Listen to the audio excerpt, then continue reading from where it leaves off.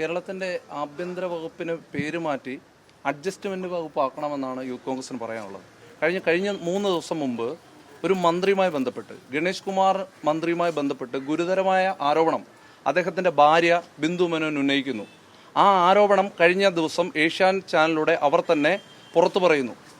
ഗണേഷ് കുമാറിൻ്റെ വാളകത്തെ വീട്ടിലുണ്ടായ സംഭവം, അദ്ദേഹത്തിൻ്റെ 3 സ്റ്റാഫുകൾ പേരെടുത്ത് പറയുകയാണ്, മനോജും പ്രദീപും ശാന്തനും.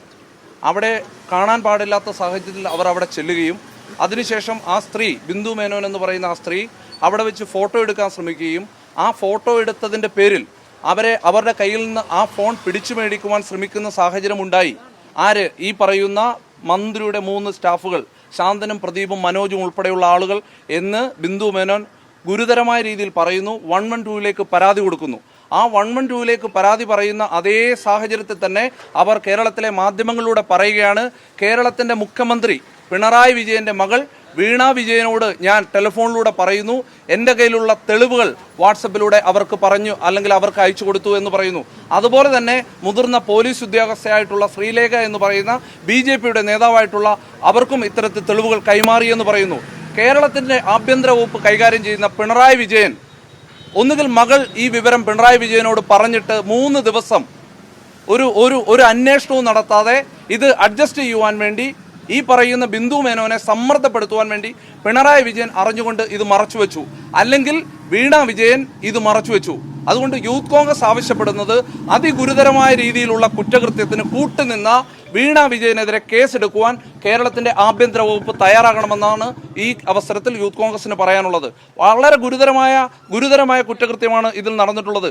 ഇപ്പോൾ മന്ത്രിയും ഭാര്യയും തമ്മിൽ സമ്മർദ്ദത്തിൻ്റെ പേരിലാണ്. യൂത്ത് കോൺഗ്രസ് വളരെ ഉത്തരവാദിത്തോടുകൂടി പറയാൻ ആഗ്രഹിക്കുകയാണ്, കേരളത്തിൻ്റെ മുഖ്യമന്ത്രി ഇടപെട്ട്, അല്ലെങ്കിൽ കേരളത്തിൻ്റെ മുഖ്യമന്ത്രി സമ്മർദ്ദപ്പെടുത്തിയിട്ടാണ് ഈ പറയുന്ന പരാതി അല്ലെങ്കിൽ ഈ പറയുന്ന കാര്യത്തിൽ നിന്ന് ബിന്ദു മേനോൻ ഇന്ന് മാറിയിട്ടുള്ളത്. അതുകൊണ്ട് ഇതുമായി ബന്ധപ്പെട്ട് അവർ നേരത്തെ പറഞ്ഞ കാര്യങ്ങൾ ഉറച്ചു നിൽക്കുന്ന സാഹചര്യത്തിൽ കേരളത്തിൻ്റെ മുഖ്യമന്ത്രി ഇതിൽ കുറ്റക്കാരനാണ്.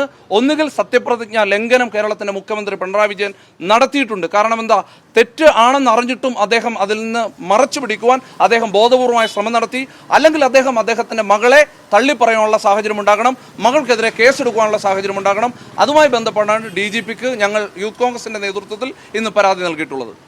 ഈ മകൾക്കെതിരെ കേസെടുക്കണമെന്ന് പറയുമ്പോൾ ബിന്ദു മേനോൻ എന്ന് പറയുന്ന കേരളത്തിലെ ഒരു മന്ത്രിയുടെ ഭാര്യ, ആ മന്ത്രിയുടെ ഭാര്യ 112ലേക്ക് ആദ്യം പരാതി നൽകുന്നു.